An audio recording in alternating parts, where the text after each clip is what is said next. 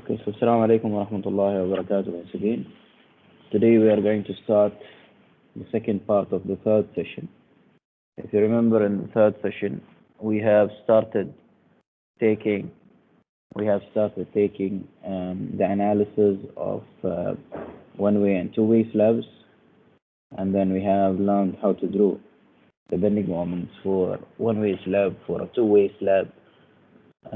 And we have learned that there are two types of two-way slabs. One is representing a simple support, another one is representing a restrained or a continuous.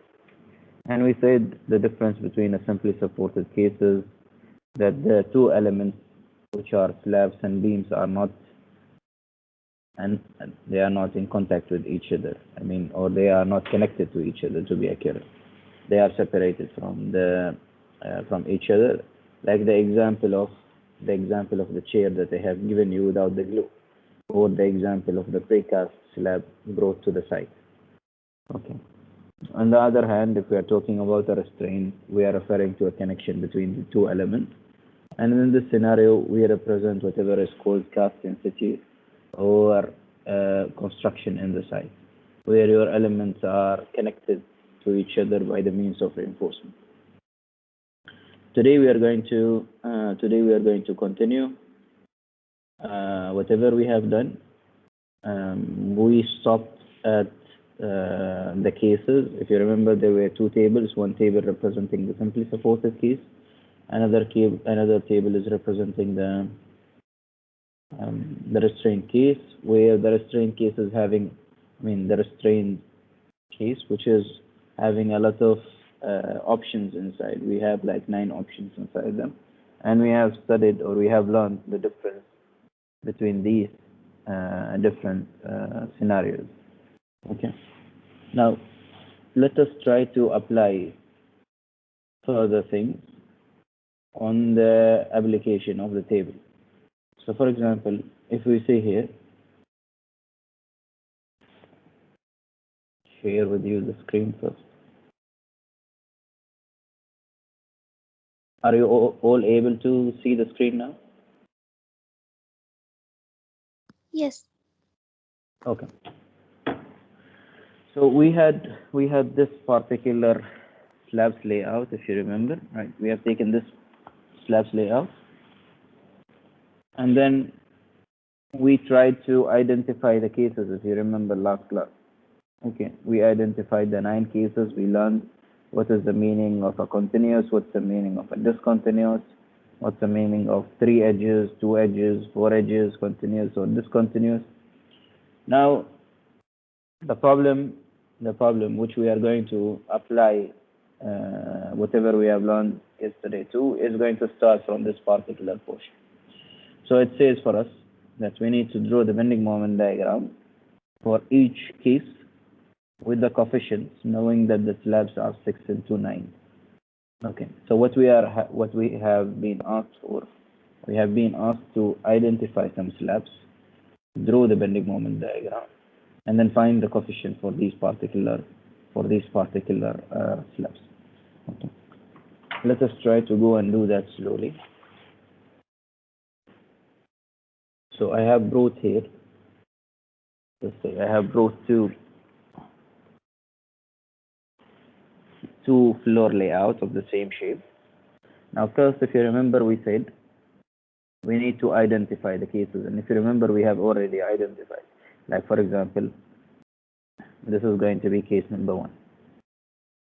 Do you agree that this is case number 1? Or let me use another color so it will be easier for you. Do you agree that this is case number 1? Do you remember the cases that we had talked about yesterday? Can you all open your codes? The codes have been already uploaded for you in the Teams. Okay. If you open your Teams in the general, you will see that the PowerPoints have been uploaded, the videos have been uploaded. For those who wants to see the videos, there is some kind of a problem of accessing the videos in the OneDrive provided by the Teams. So I have already uploaded for you the YouTube. videos, so you can refer to them. They are already available here. You can go to the general, and you can see only one section here because the other section is private. You cannot see it. There are reference textbooks. You can refer to them. These are the books that we are referring or I'm referring to whenever I'm going to or wherever I'm talking about or discussing advanced RC design. These are the codes. These are the different codes that we are going to use with the specification of each and every one of them. And you can start with this one, which is BS8110, which is dealing with the reinforced concrete design and then extra. Okay. Returning back here. Now everyone is okay that this is case number 1.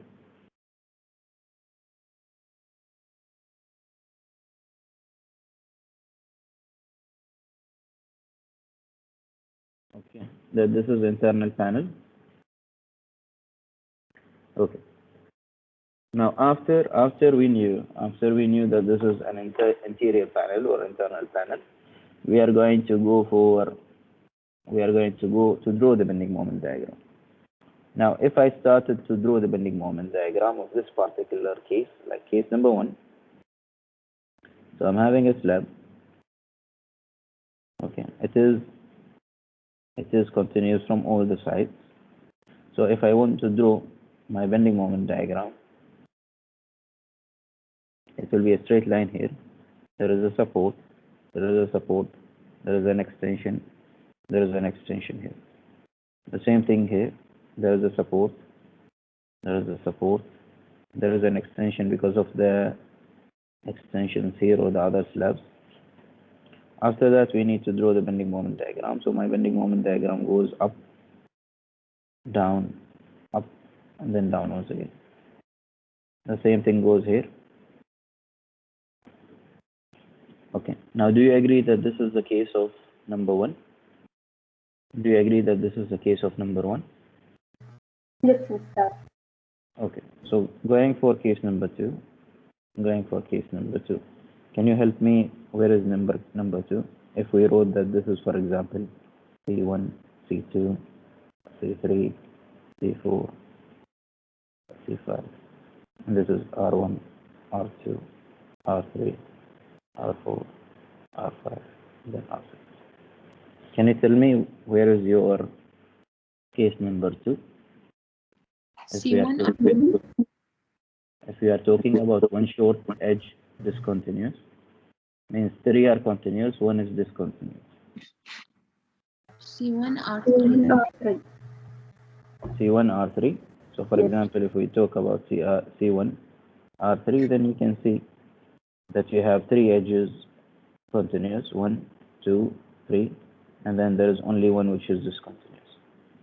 What about C1 R4? C1 R4? Same, Mr. I go for the 5. Okay. What about C1 R5?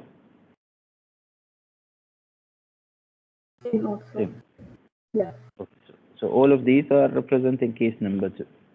Okay. All of these are representing case number 2. Okay.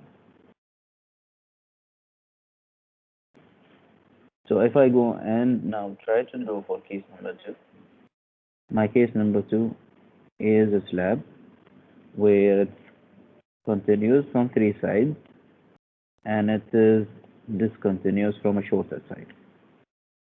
Now if we try to draw the free body diagram or the idealization, we can see there is a support here, there is a support here, but in this side there is another slab, so I'm extending it.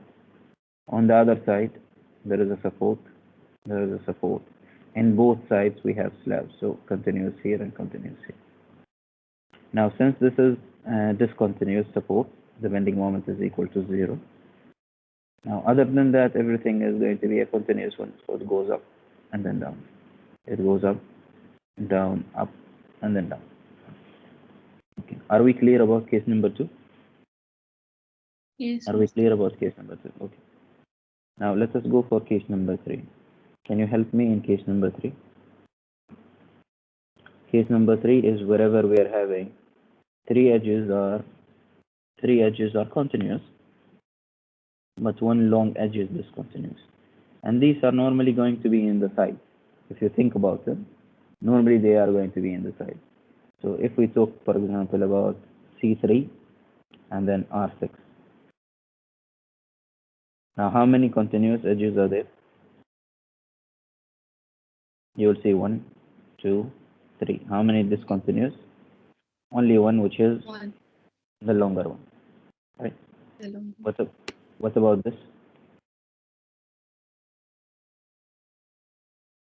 Is it the same? Yes. Yes. Yes. Okay, so that's case number 3. Now, if we want to try to draw case number 3, you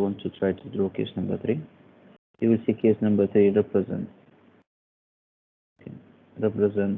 continuity from 3 sides, discontinuous from 1 side. And if you want to draw the idealization, there is a support here, there is a support here, continuous, so we are extending. Now the other side, there is a support, it's only continuous from this side, so the continuity is there. Now if we want to draw the bending moment diagram, once again it goes up here, down, up, and then down. Here it starts from 0 because this is the discontinuous part, so 0, and then it goes up. Are we clear for case number 3? Yes. I'm going for case number 4. Now case number 4, what is case number 4 with me?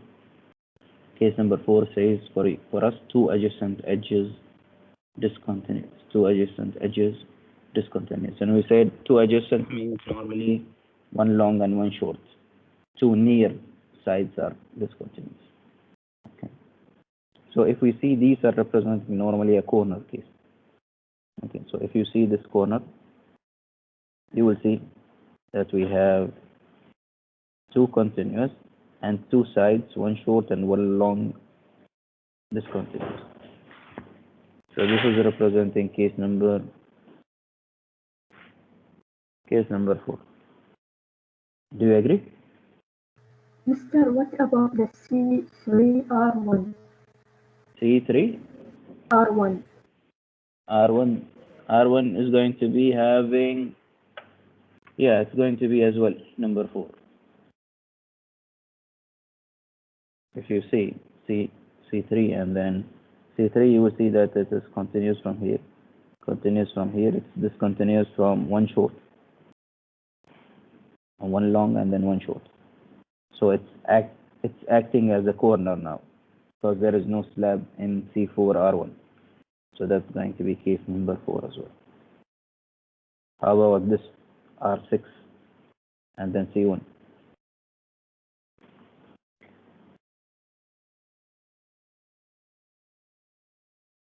R6 and C1, it is going to be the same as, it is going to be as case number 4. Okay, so if we want to draw for case number 4,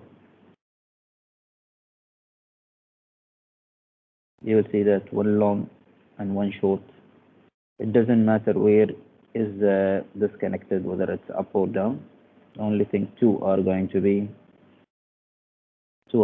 discontinuous, and according to the shape, you are going to draw your bending moment diagram.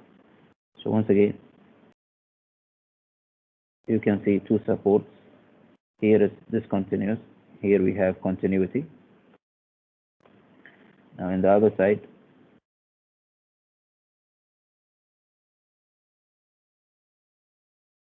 here it is discontinuous, and here it's continuous. So I'm just going to extend the line a little bit. I'm going to draw my bending moment diagram. So it starts from 0, goes up and then down. 0, it goes up and then down. Are we okay with case number 4? Yes. Okay. Now going for case number, let us take case number 5. Can you help me in case number 5?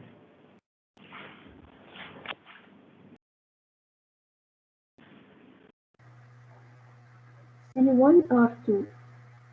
Just one second. Which one?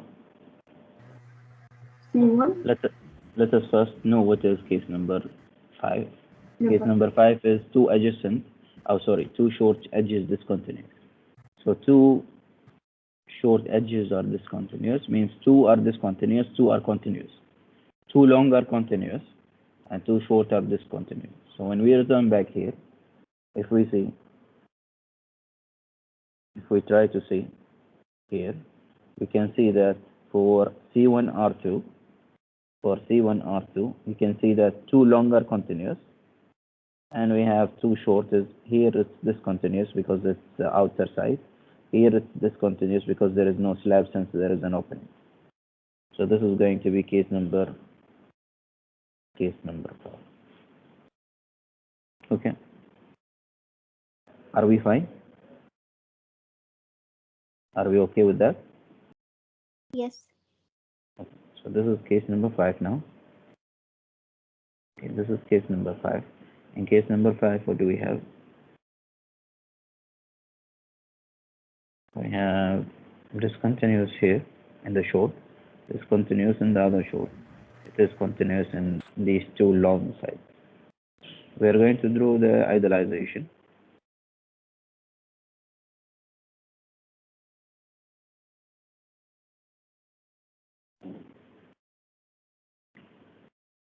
Is this color can be seen to you?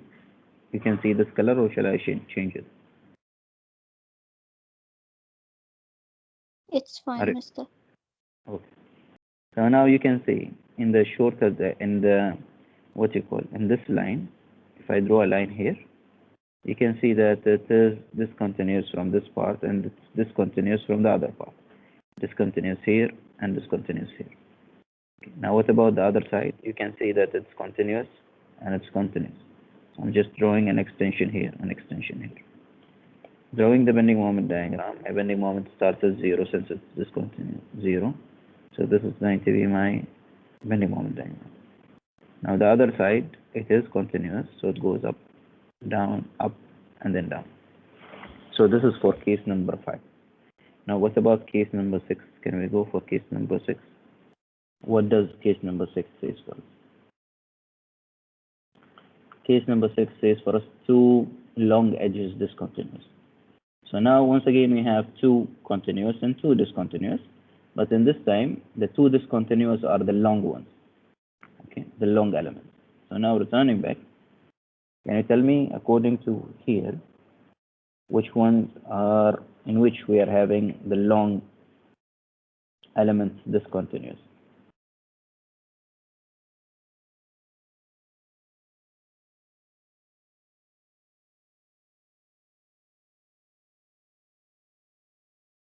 Anybody?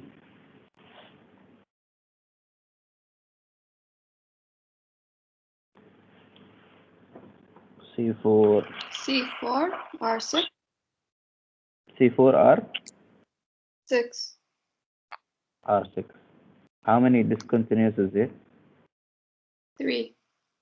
3. But we said 2 are discontinuous. Mister, what about C5 R2 in case 5? C5? No, we'll R come to the other cases. Yani 5, you can have multiple 5, you can have multiple 4. So it's fine. But we need to identify one from each. Which one? C2 R1. C3 R? C2 R3. Okay, so C2 and then R3. How many sides are there? How many sides discontinuous? 2 sides discontinuous and 2 sides continuous. Are they long or one short, one long? One short, one long. But the case says 2 long discontinuous. Mister, C2 R1. So this whatever you refer to is acting as case number 4 now. 2 adjacent edges means one long, one short. Okay, it acts like a corner because we have C2 R2 and C3 R3. They act as empty places. There are no slabs. So C2 R3 acts as a corner now. What you said? The other one? C2 R1. Okay. Now if you can see here, C2 R1 is the correct answer. Where you have here it's discontinuous, which is long, and then here you have discontinuous, which is long. Now we have two sides which are continuous, and these are short. So this is going to be representing case number 6, right? We said case number 6. Okay. Now going to draw case number 6. For case number 6, what you have seen, we have an element. Okay. It is discontinuous for the long.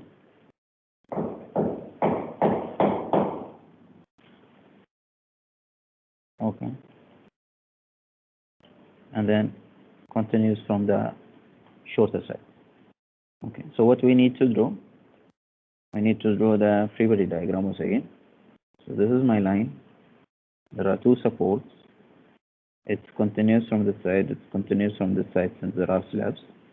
Once again here, there is a support.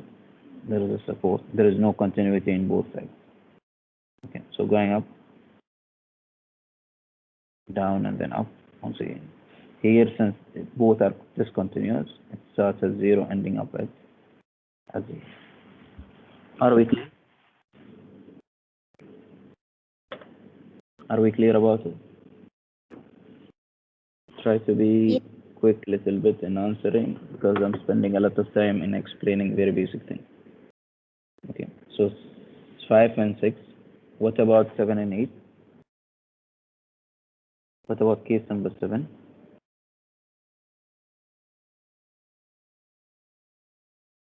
Case number 7. Now for case number 7, if you see 3 edges discontinuous, 1 long edge is continuous only. So 3 are discontinuous, only 1 which is continuous. And that continuous is your long direction.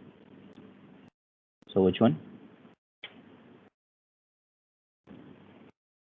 C4 R4 R5, R4. C4, R4 and then we have R4. The continuous part is the short or long? Now see case number 6 or case number 7 says for you 3 edges are discontinuous, only 1 long edge is continuous. Now when you refer here for C4 R4, we have this is discontinuous, this is discontinuous, this is discontinuous. You have 1 continuous, that's okay, but that is short, not long. C3 R2. Okay, so if we refer to C3 R2, now you can see that we have this is discontinuous. Okay, we have this discontinuous, we have this discontinuous. The only one which is continuous is the longer one. So that's the correct answer. Oh, that's the correct answer. Because maybe we are going to have another one. Okay, so that's discontinuous, this is discontinuous, and this is discontinuous. Only one side is continuous. Okay. So that's going to be representing case number 7. So now if we go here for case number 7,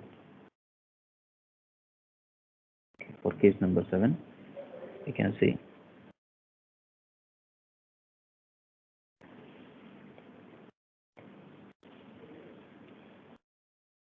discontinuous. 3 sides are discontinuous, only one side is continuous.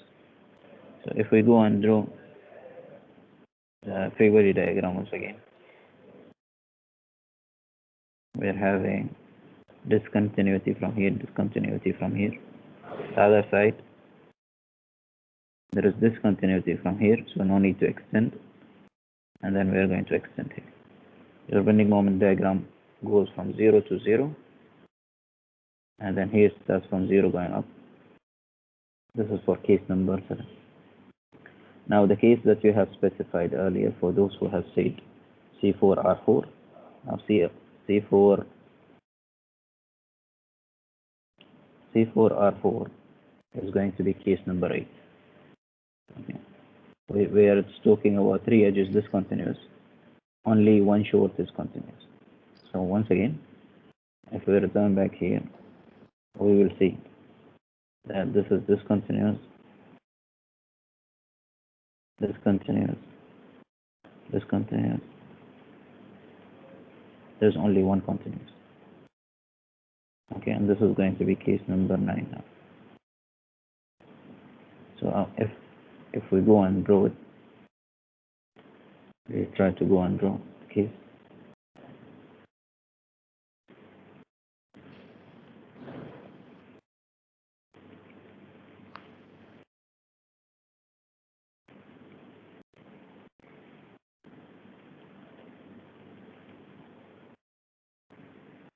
Okay. Once again, the free body diagram.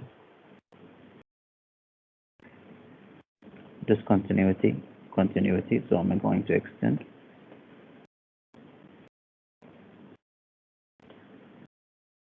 Discontinuous and then discontinuous.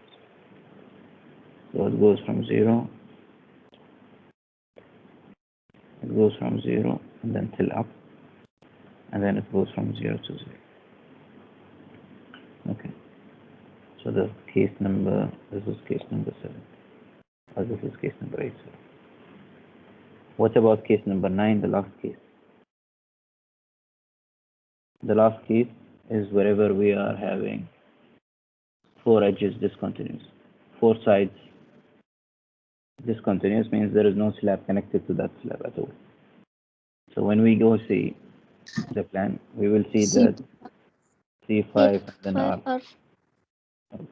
So C5, R5, you can see that it's discontinuous from all sides.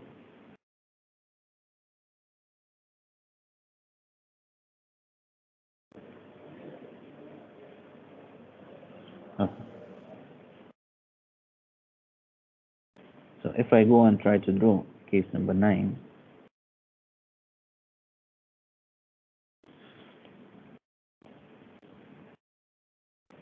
you can see that case number 9 is representing all sides discontinuity.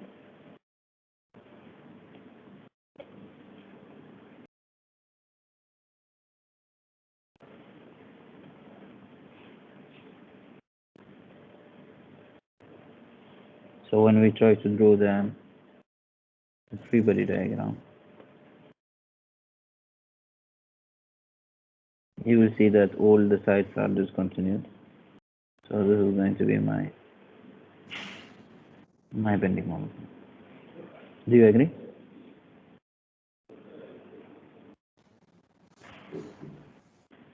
Agree? Yes, Mr. Okay. I have another one here.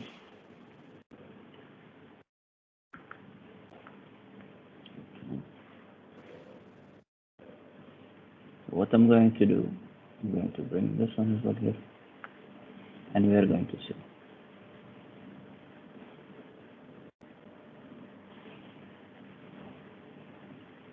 Okay. So now you can see that I have 3 drawings. Okay, I have 3 drawings. One where I have already specified my my drawings. I mean my cases. The other ones I'm going to draw for them and confirm my answers are correct or not. So what I'm going to do, I'm going to draw strips of lines. So this is going to be a strip. This is going to be a strip. A strip is drawn wherever there is a slab. Wherever there is an opening, no need to draw because there is no slab.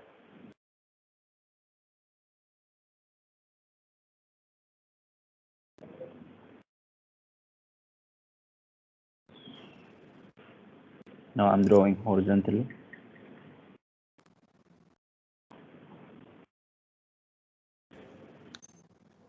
Okay.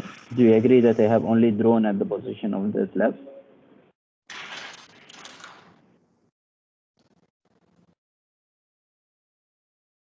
Okay. Now this is horizontally. Let us go vertically.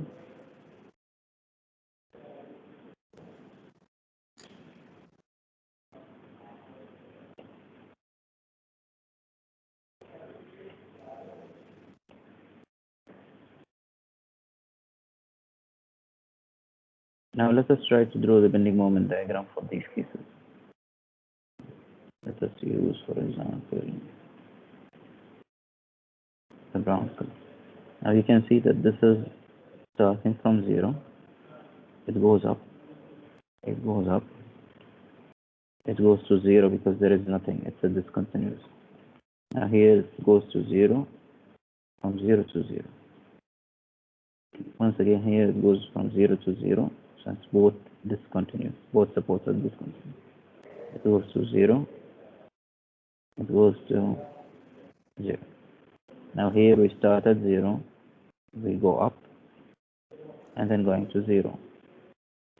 Start at 0, going to 0. Once again discontinuous, continuous. Start at 0, going up, up, up. Now the upcoming support is discontinuous, so it should go to 0.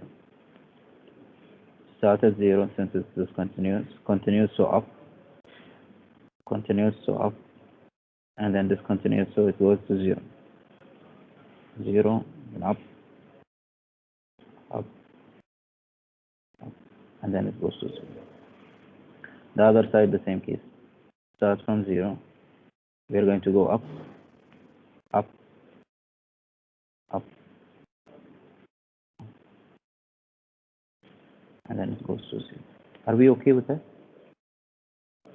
Is it clear on how to do? Yes, Mr. It's clear. Okay. Now why I have drawn it in this way?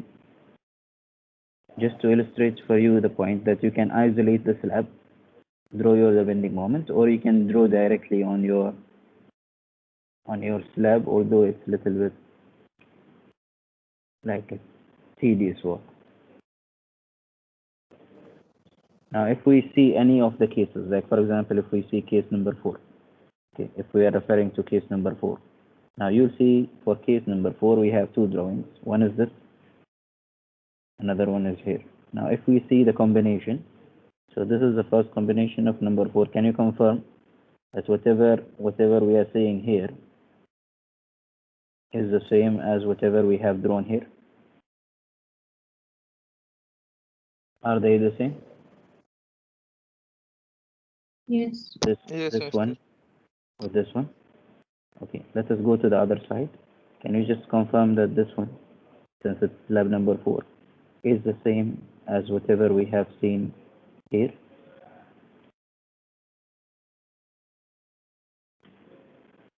Yes, it's same, Mr. Okay, now for number 9, for example, can we see number 9? Let me just draw on this side as well. Okay, for number 9, can you see that it's discontinuous from both sides, whether we are talking about here or whether we are talking about here, which represents whatever we have drawn here? Yes. Okay, so it's up to you to separate them or to draw in the layout. Both methods are fine. The only thing you should know how to draw. And you will see now why it's important for you to draw. Okay. Now going to the cases. So the first thing that we have done in the problem, to draw the different bending moment diagram after knowing the cases. Now the second is to find the coefficient. Now if we return back to the problem given, it says your slabs are 6 into 9. Okay, so I need to get first something called Ly by Lx ratio. So my Ly, let me just delete these since I know them already. Okay, so what is your Ly by Lx?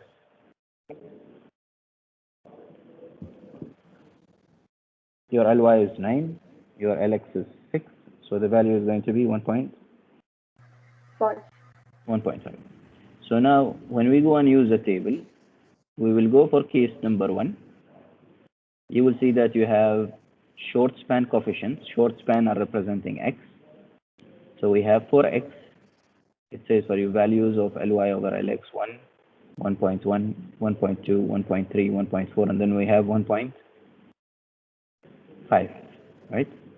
Now for 1.5, what do we have?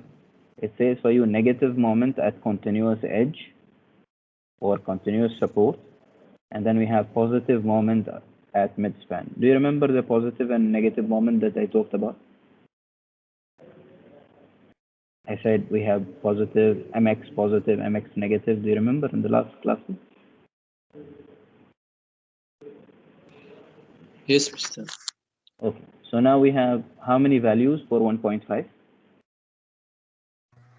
Two values.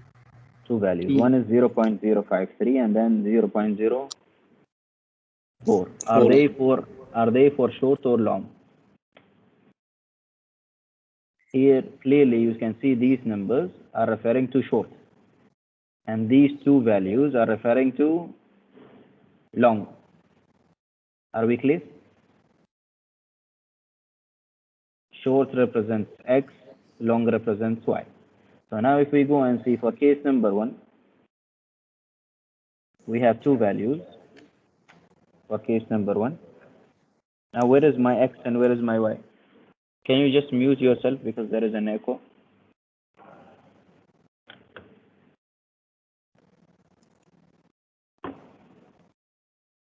Okay, now if you see, we have x and we have y. Now which one is x? Is this x or is this x? Which one is x? You will see that this is representing x, which is the shorter, and this is representing y, which is longer. Do you agree? So this is what we refer as x positive, and this is what we refer to x negative. This is what we refer to y positive, and this is what we refer to y negative. What is your x positive? Our x positive according to the code, since these are for x, these values for x, it says for you positive moment is 0.04. So when I return here, it means that this coefficient of bending moment for positive is going to be 0.04. For x negative, this is going to be 0.053 as per whatever has been written here. We have 0.053 and then we have 0.4. 0.53 is for the negative of short span, and then the positive of short span is 0.04. Now what about the long span? Long span does not depend on Ly over Lx ratio. With whatever is your Ly by Lx ratio, your long span coefficients will be the same. Why? Because we said the short span is the dominant one. So calculation of coefficients were done for the short span, and then later on the long span were calculated. Okay. So what happens once again? 1.5 is a ratio of Ly over Lx. We have two coefficients here for this case, which is negative and positive, 0.053 and then 0.04.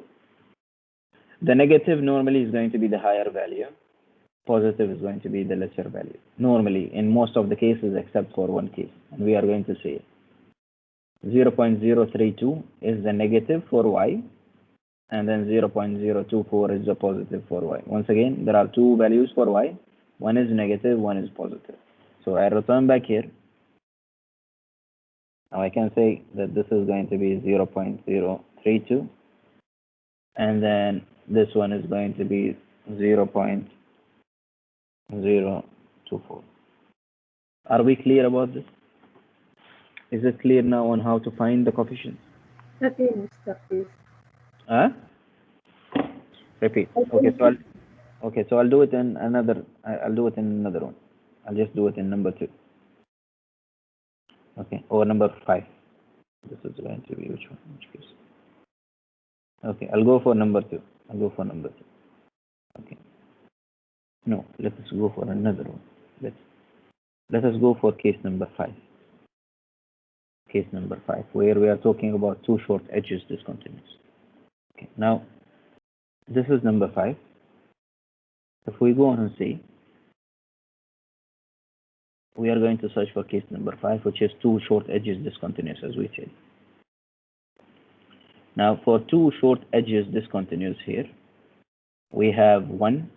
This is Ly over Lx1, 1.1, 1.2, 1.3, 1.4, and then 1.5. How many coefficients for 1.5? We have two coefficients, 0.062 and we have 0.047. These are for x or for y. We said the coefficients which are representing Ly by Lx ratio are going to be for x. It means that all of these columns, the first, the second, the third, fourth, fifth, sixth, seventh, eighth, all of them are only for x. Only the last column is going to be representing y. So now we have, once again, we have two values. We have 0.062 and then we have 0.047. Okay, now if we go and see now, you can see in your short direction, which is representing this one, you have two bending moments. One is x positive, and you have another one which is x negative. Let's say x negative here. Now x positive coefficient is equal to how much?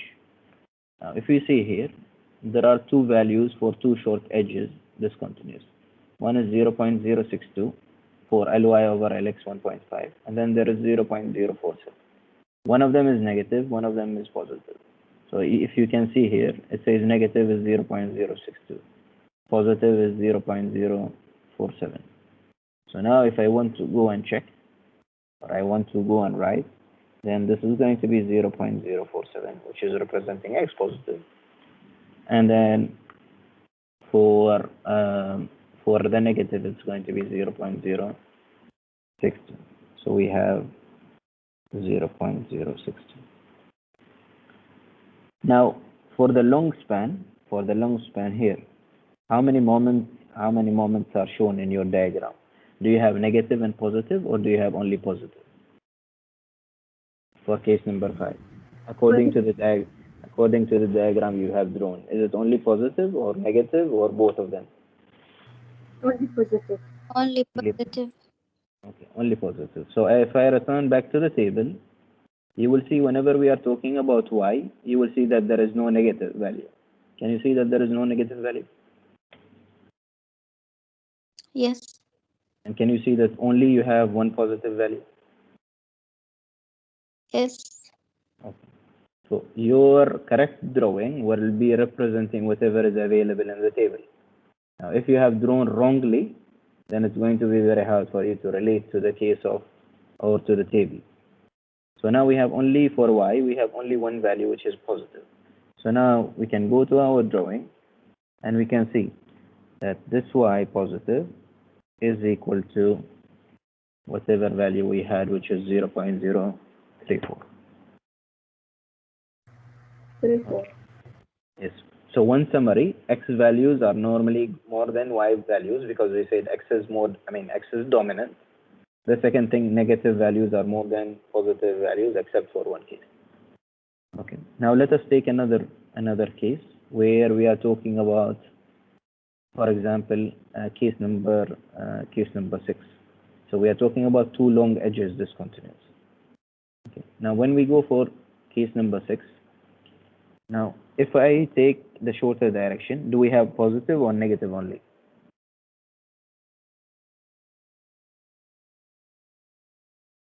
Positive only. Only positive. So this is representing x positive. Now for y, do we have negative and positive according to the diagram you have drawn? Yes. Yes. Okay, so we have one which is here called as y positive, and we have here one which is called as y negative. So if we go to the table, you will see whenever you are talking about two long edges discontinuous, there is no negative in case of x. Can you see that there is no negative in case of x at all? Can you see? And it's only Yes. it's only positive. Yes. Okay, so this is going to be 0.078, and then negative is 0. Okay. So this is going to be 0.078. Now what about the y? How many values are shown in the table? There are two values shown in the table. And how many you have drawn? You have drawn as well positive and negative. Are we clear? Is it fine now? Have you understood? Yes. Okay, let us take one case further. Now let us take case number 9. in case number 9, how many moments do you have for x? Do you have positive and negative, or only negative, or only positive? Only positive. What about y? Y and X. Why do you have positive or negative? Positive. Okay. Positive. So if we go for the last case, in the last case, do you have anywhere negative written for you?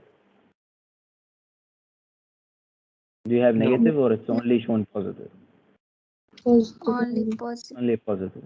So if you understood how to draw, then whatever you're drawing is going to be representing your case of, your drawing will be representing your table. Okay. If your drawing is wrong, you'll be having a problem in understanding the table. Are we clear? Yes, Mr. Yes. Okay. Now we are going to try to see. Okay, we are going to try to see further things. Like for example, here it says for us in the next slide, it says for us assume a depth which is equal to 180 mm. Okay, and a cover of 20 mm. Finishes and live loads to be 1.25 and then 2.5 kilonewton per meter square respectively, and then we need to calculate the moment. Now if you remember, we said moment is equal to beta multiplied by W multiplied by Lx square. Do you remember this? Have I given you this equation?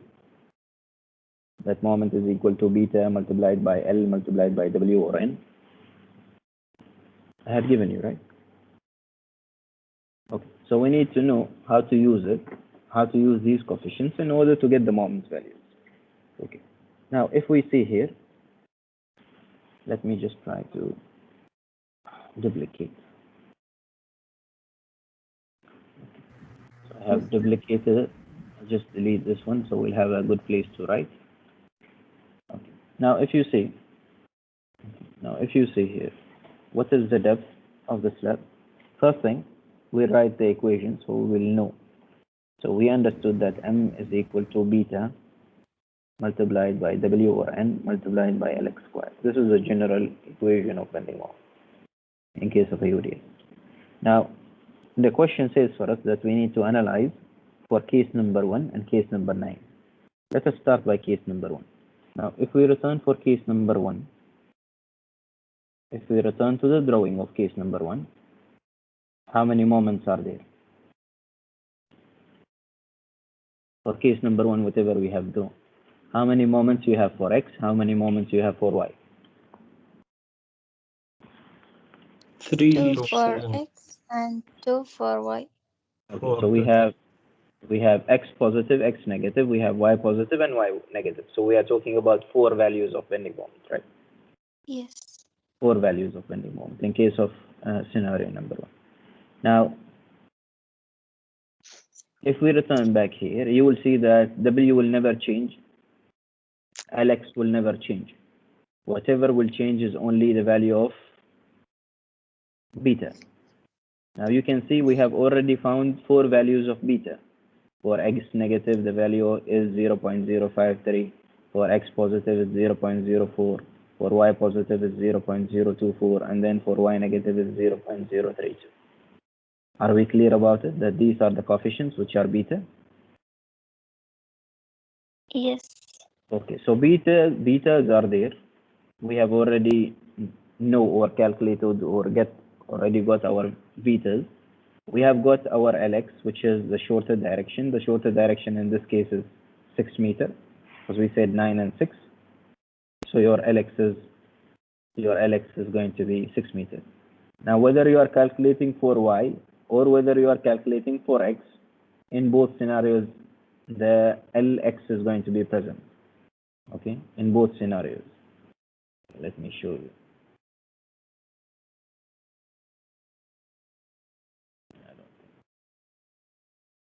In both scenarios, whatever is your calculation of moment, since the dominant is x, you will be taking Lx square, whether you are calculating for y or you are calculating for x. And we are going to see an example for that. So Lx is not a problem now. Beta is not a problem because we have calculated. We have calculated beta. We know what's Lx. Remaining is W. Now, for us to calculate W, now we know that W is representing whatever we call it ultimate load.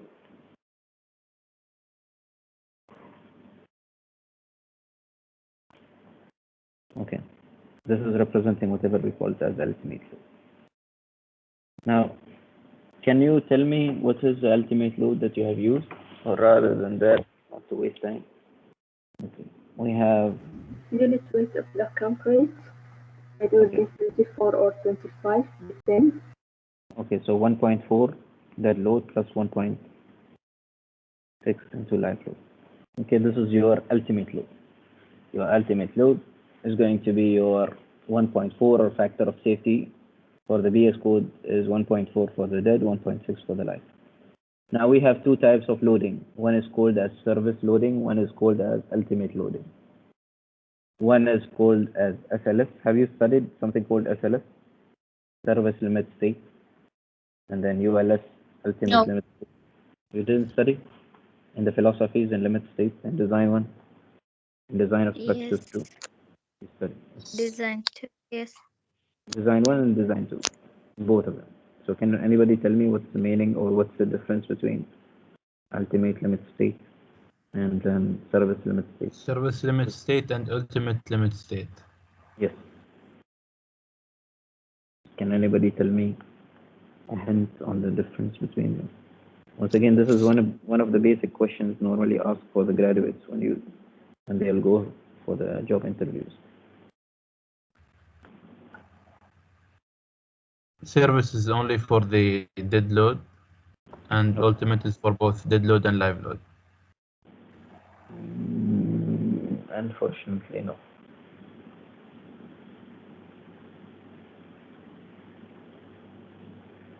Okay, to keep it simple,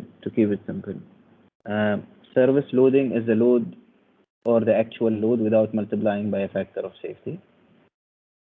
Okay, service load is the load without multiplying by a factor of safety, and then the ultimate load is the load which is multiplied by a factor of safety. For example, if we talk, for example, about I'm going to construct or I'm going to build a chair now. Now my weight is 50 kilogram, for example, or 100 kilogram. Now when I'm going to design this chair, will I go and design it for 100 or will I go and design it for something more?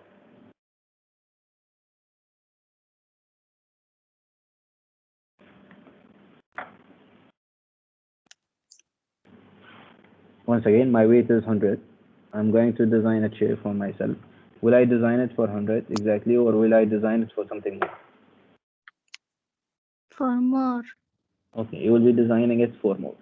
So for example, the BS code says for you, rather than taking it 100, you need to multiply it by 1.4. So this chair should be designed for 140. Why? Because maybe your weight is going to increase at a certain time to be 110 or 105. If you have designed this for 100, then it will fail. So that's the concept of the ultimate state. The concept of the ultimate state that we are designing for a maximum possible load. Okay, and this is normally used for the reinforcement. I'm designing the reinforcement to carry the maximum possible load. Okay, not the actual load, but the maximum possible load which can happen. Now, service load is the opposite. Now, for service load, if my weight is 100, okay, the chair was designed for 140. My weight is 100.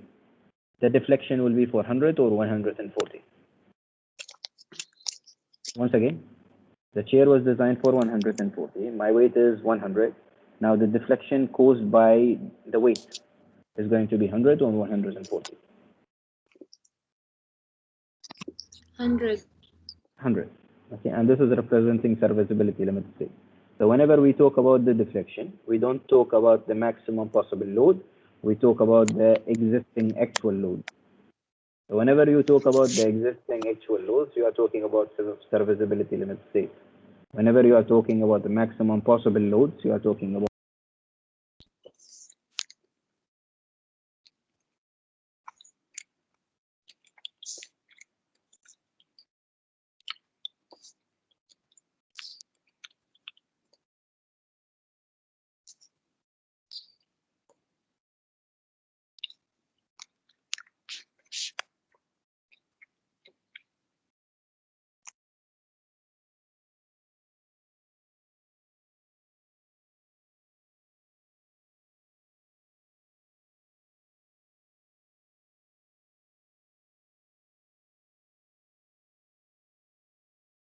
Mister, we can't hear you.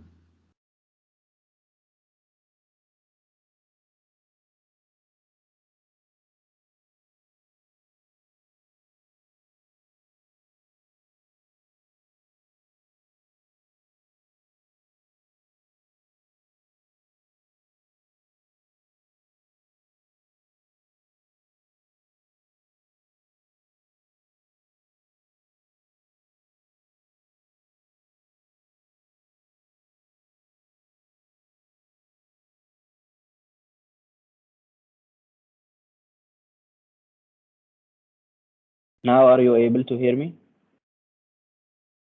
Yes, Mister. Yes, Mister.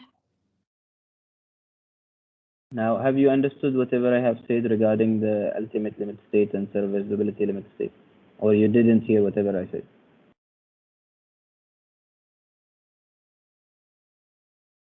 Have you got whatever I have said regarding the chair, serviceability limit Yes. state? Okay. So we Yes. said when we talk about ultimate limit load, ultimate limit state, we are talking about the maximum possible load to be designed for. When we talk about serviceability limit state, we talk about the actual existing load, which will cause you, for example, deflection or cracking. Okay, one of them about existing actual scenario. One of them is something to be designed for. Okay, and then we said dead load is going to be actually finishes and self weight, right?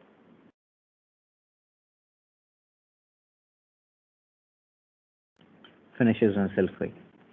Now finishes has been given already as 1.25. Now can you tell me how much is your self weight? How to calculate the self weight?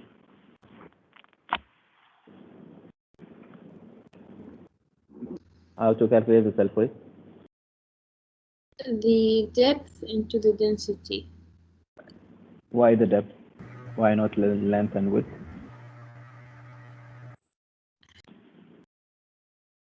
Density of concrete is how much?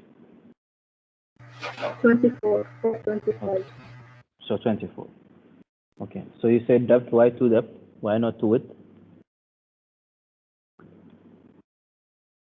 Because it's the thickness of the slab. What? We are calculating for each 1 meter square. We are doing for each 1 meter square. So you are not taking into account the 6 and 9.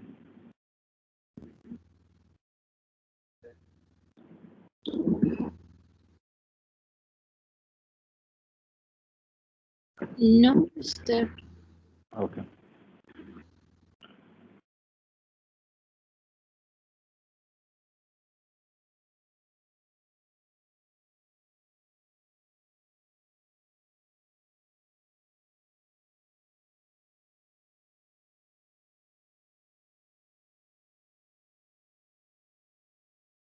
Okay. Now let us say here. Okay. Let us see here. Let us assume that I'm having a slab of 6 into 9. This is 6 meters. This is 9 meters. And then we have beams here.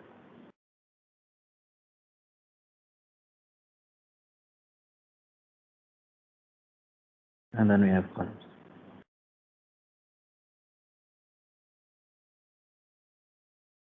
Okay. Now first thing. Can you tell me how many known dimensions here for the slab? How many dimensions do you know about the slab here?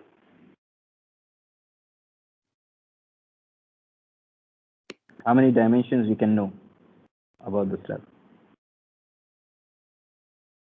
For each and every element, there are 3 known dimensions, or 3 dimensions. One is length, one is width, one is depth.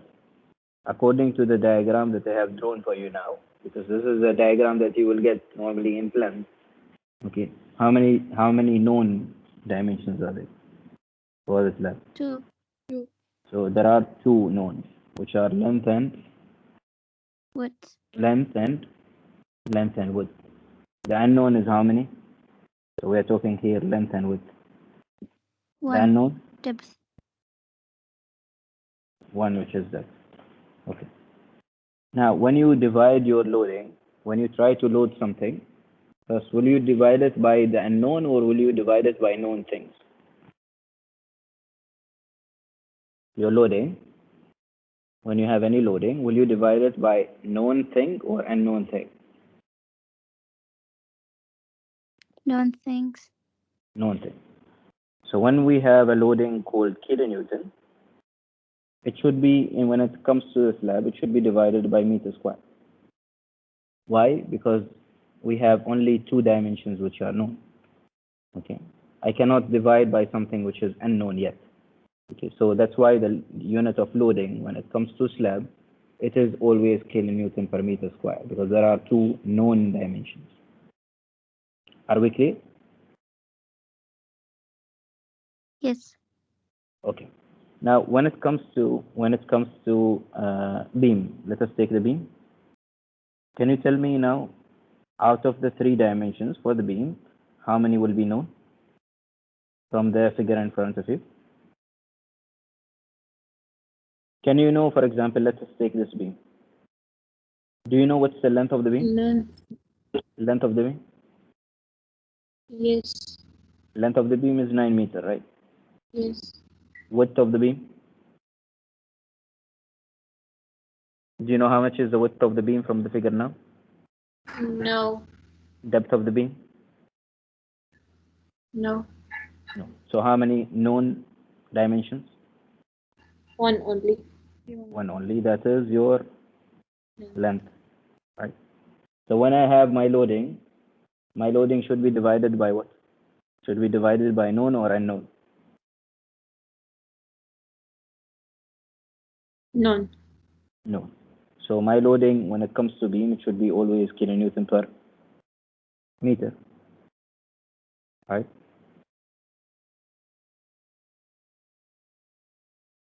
Are we okay? Mr. Yes. But in case of slab, do we have to multiply it with the length or breadth? Can you repeat? In case of slab, Okay. there is two and two none. Okay? Two known dimensions, yes. Yeah. So do we have to multiply it with the length or breadth? Multiply. Why would you multiply? If I have total loading, for example, I have 30 students in a class, the class area is 6 into 9, then these 30 students will be divided into that area of the class. They will not be divided into the depth which I don't know. Right? You will divide whatever loading you are having into the area which is available. The area which is available is representing a multiplication of the known dimension, which are length and width. Mr. But it will be in kilonewton per meter when we multiply it with the area, right? No, see, you have a loading. Now your loading will be divided on an area because area is known when it comes to slab. Whatever you know only is an area, right? Do you know the area of the slab? Yes. Okay. Now is it known for you? Is the length and width known?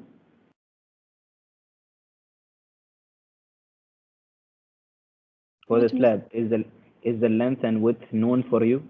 Yes. Okay, so are you possibly loading your slab in terms of an area or in terms of only one dimension which you know? Area. Area. So that's why it should be in kilonewton per meter square. Now for when it comes to a beam, there's only one dimension which can be known. Okay, the other dimension will vary. Okay, Yeah. so that's why your loading is going to be linear. We call it as a linear load, where it's going to be only on a line. No, mister, I'm asking about the unit. If the density unit is kilonewton per meter cube, right? Okay. When we multiplying with the area, it would become kilonewton. Why are you multiplying? No, my load is to be divided in an area. It's not going to be multiplied. Now, I'm not taking, see, there is a difference between talking about the density, which is the material property, and talking about the load. Now, the load will be distributed among an area. When you talk about the density, you are talking about the self-weight of the element. We didn't talk yet about the self-weight of the element. Okay. Now, what about column? What about the column? Length is none. How many is known? Do you know Length. for a column we have width, depth, and height? Can you tell me how much is the height of the column? Is it 3 meter? Is it 3.5? Is it 5 meter? How much is the height of the column here? We don't Is it known? Okay, so it's unknown. Length and width, I mean, depth and width are unknown as well. So how many known are there? 0. Known is 0. Okay. What is the unit of loading for column? The unit of loading is going to be kilonewton. The load will not be divided by anything. So when we talk about an area, our loading is going to be divided into the area. We call it as an area load. The load will be divided in an area. So the unit is going to be kilonewton divided by the area, which is meter square. When we are having a beam, you can say that the beam is coming linear. So our loading will be divided only on a line. So we call it kilonewton per meter, or we call it as a linear load. It comes only in a line, it does not come in an area. Now for a column, the load is only available at a certain small location. It's not a line, it is not an area, so we call it as a point load. So there are 3 types of loading: area load, linear load, point load. Area load means your load is divided on an area. Linear is your load divided by a line. And then kilonewton point load, which is not divided by anything. Are we clear about how the loading is coming? Now, in each and every problem you used to have, your unit of loading for slabs is always kilonewton per meter square. For a beam is kilonewton per meter. For a column is always kilonewton. But you need to know from where they came.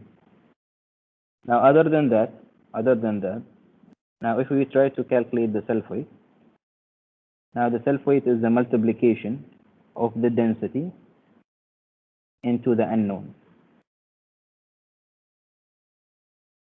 Okay.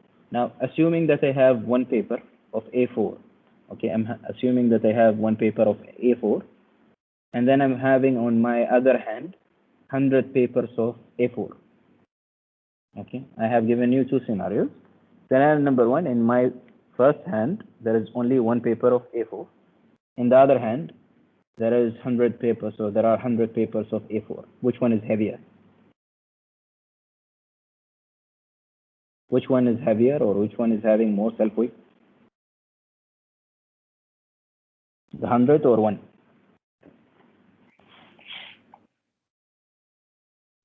100%. The 100.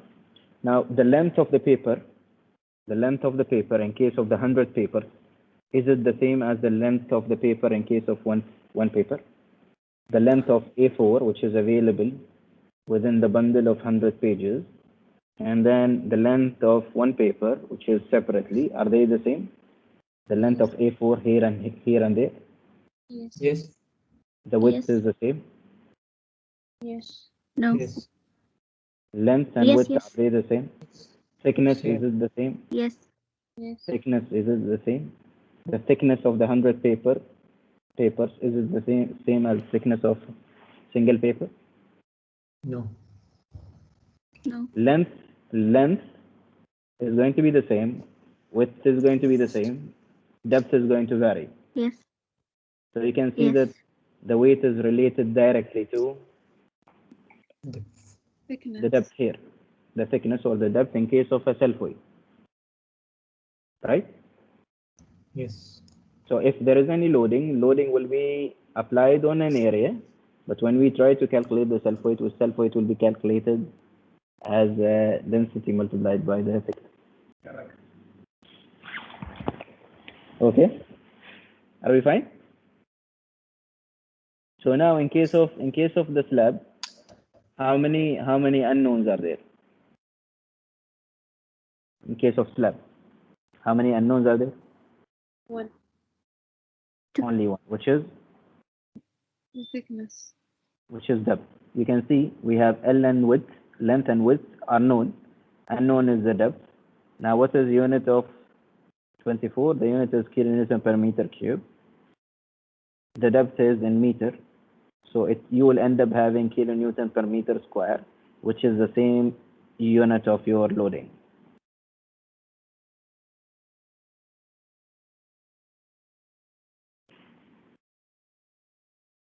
Now, what about the beam?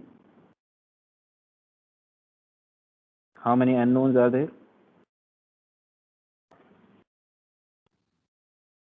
The known is the length. How many unknowns? 2. So my unknown is the width, Right. and my unknown is the depth. So this is the equation you use to calculate the self weight of the beam, right?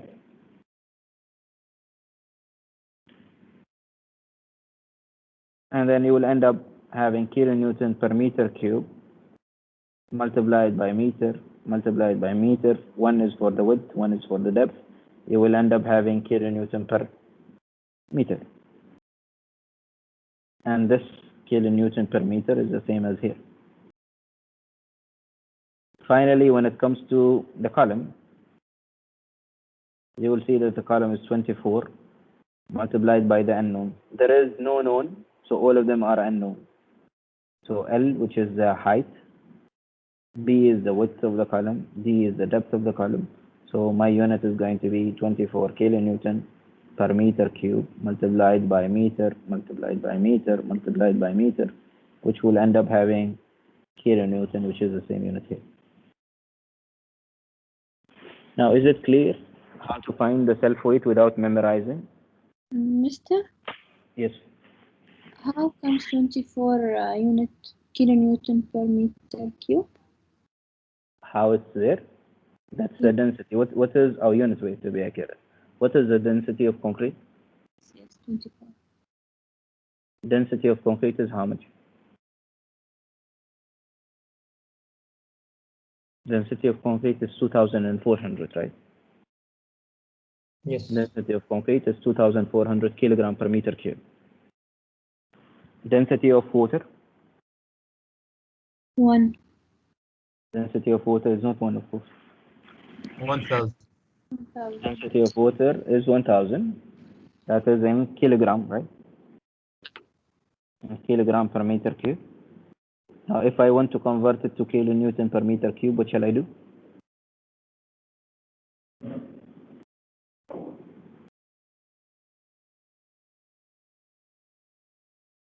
How to convert from kilogram to kilonewton? Divide by 100. Divide by 100. Okay. Dividing by 100. And from where that 100 came?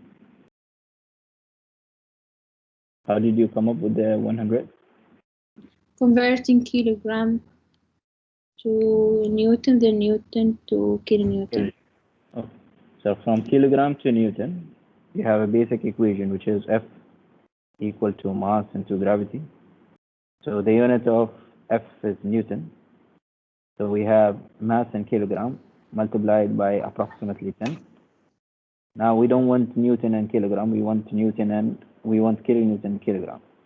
So I need to multiply by 10, and then to convert from Newton to kilonewton, I need to divide by 1,000. So multiplying by 10, dividing by 1,000 will end up having divided by 100.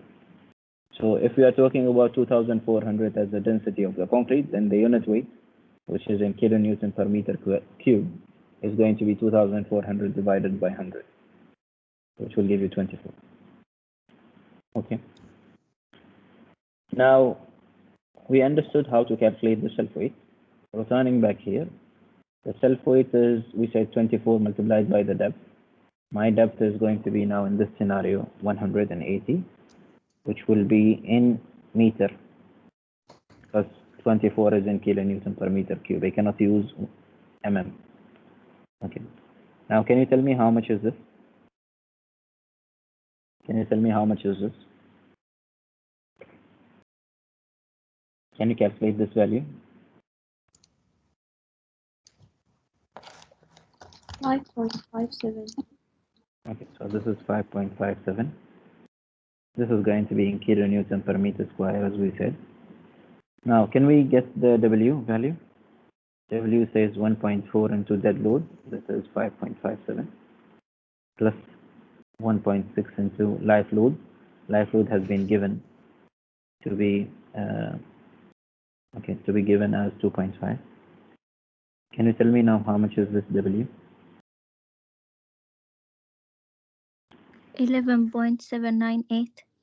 Okay, so 11.798 kilonewton per meter square. Are we okay till now? Are we fine till now? Yes. Okay. Now we have our W, we have our beta, we have our Lx. We need to go and calculate Mx. So we have Mx positive, we have My or Mx negative, and then we have My positive, and then we have Mi negative. Now Mx positive, how much is the coefficient that we have got for case number 1? Now for case number 1, in case of X, it is 0.04. So I'm going to come here as 0.04 multiplied by your loading, that's 11.798, multiplied by your Lx square, which is 6 meter. Okay. And then we have Mx negative, the same case. But instead of 0.04, now you will be using 0.053 for X negative. So 0.053 multiplied by 11.798 multiplied by 6 square. And then for My positive, the same scenario. How much is the coefficient? The coefficient is 0.024. So 0.024 multiplied by 11.798 multiplied by 6 square once again. My negative, how much is the My negative? Once again, getting the coefficient, the coefficient is the only thing which will vary. So now it's going to be 0.032. 0.032 multiplied by 11.798 multiplied by 6 square. Now, how many moments we have got? How many moments we have got? 4. 4 moments. Now, can you calculate and tell me how much is your Mx and how much is your what you call Mx? Can you tell me the values?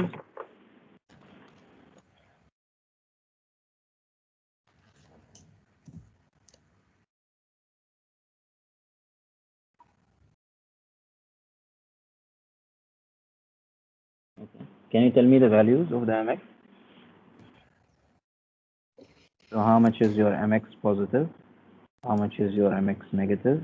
How much is your My positive? And how much is your My negative? Can you give me the values?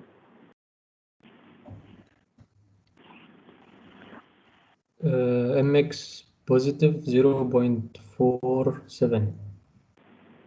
Just one second. Okay. Mx what?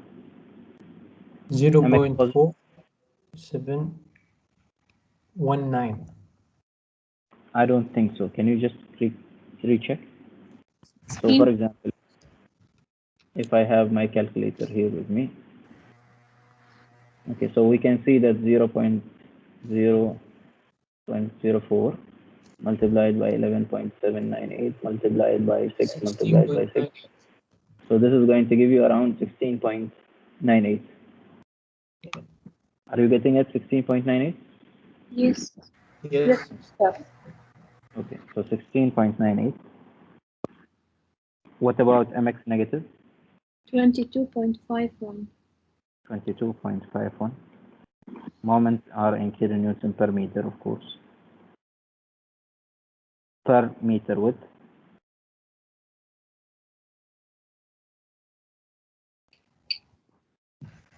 Okay, and then My Okay. positive. My positive. Can we check My positive?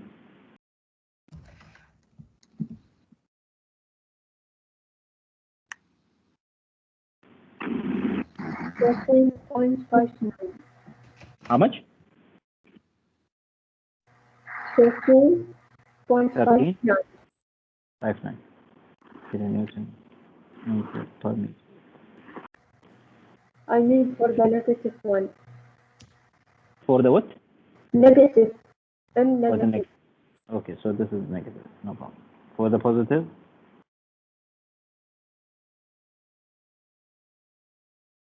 10.19. 10.19. 19.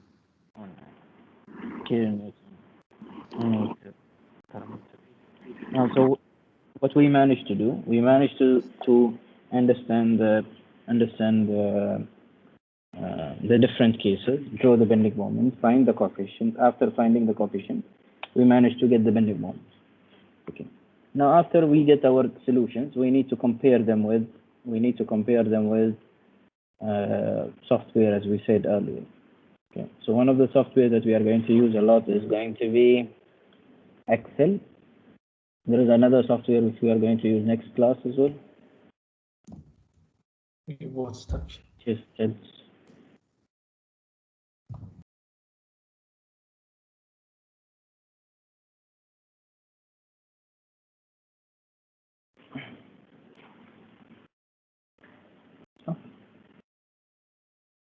okay. Now let us see. Are you able to see the Excel? Yes, Mr. Okay. Now if you see in the Excel, we have short span, we have long span. So my short span is 6 meters. My long span is 9 meters. My depth, overall depth, according to whatever we have solved, is 180.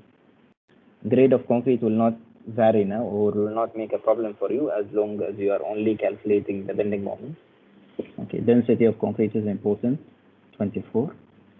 Now if you see here, we have factor of safety 1.4 and 1.6, dead and life. Now here you can see that we have C and D. C is for continuous, D is discontinuous. Now for case number 1, is it continuous from all sides? Case number 1 that we have solved for, is it continuous from all sides? Yes, Mr. So now if you want to change, you can see, for example, if I change edge number 1 to be D, you can see that it shows you that it's discontinuous from this side. If I keep it as C, it is continuous. Okay. Now how much is the extra finishes? The extra finishes is 1.25. What is your imposed load? Your imposed load or life load is 2.5. How much we have got our value of W?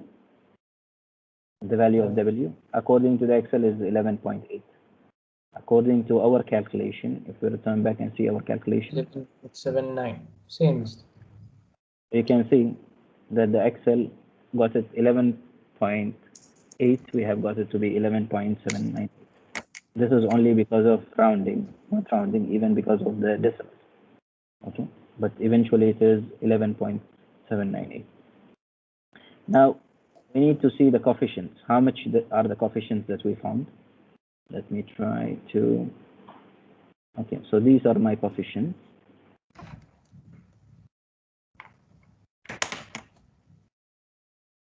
These are the coefficients that we have got, right? Yes. For case number 1. Now can you see here? Let me take it here.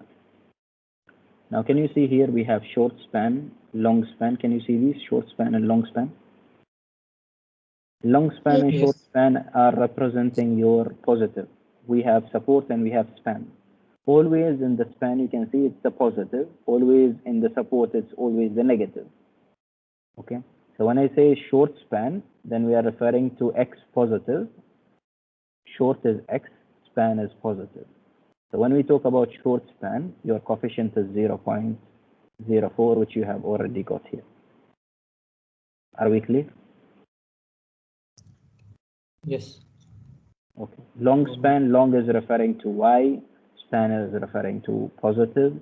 So my Y positive is 0.024. Are we clear? Are we clear? Mr. Repeat, please, one more time. Short represents X, long represents Y, span represents the positive. Once again, there is a support here, and there is a span. Span is the area or the distance between the supports. So we have edge or support, and then between the edge and support we have span. Now you can see clearly that the span is the positive part, support or edge is the negative part. So when I say short span, then we are referring short for X, span for positive. So x positive is 0.04 here. We have got it 0.04 here. So our solution is correct. Long is referring to y, span is referring to positive. So my y positive is 0.024, and we have got it the same. Now edge number 1 is representing x or y. Now if you see here, this is touching whom?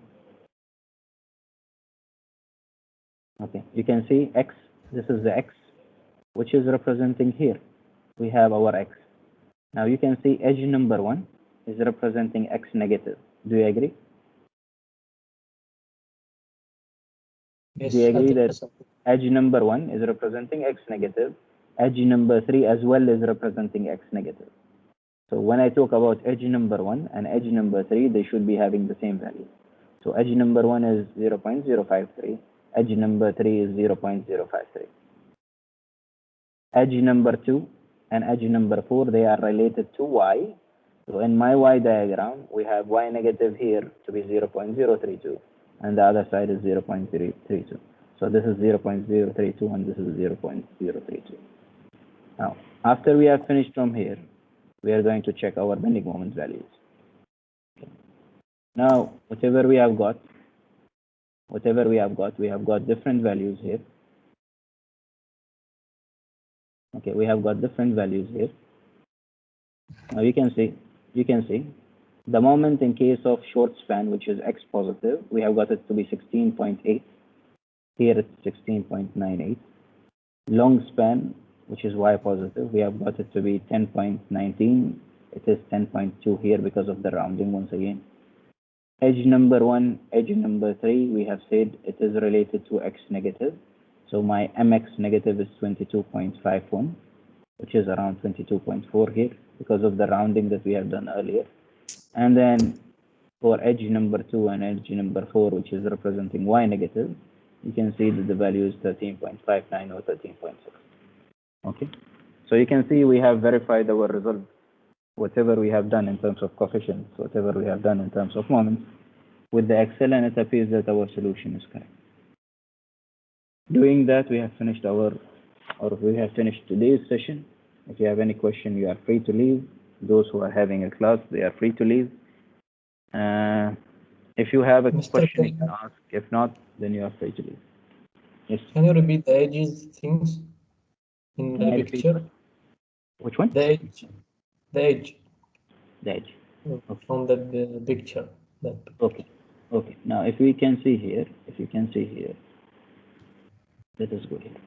Now you see, this is representing x. Can you see that this is representing x? Yes.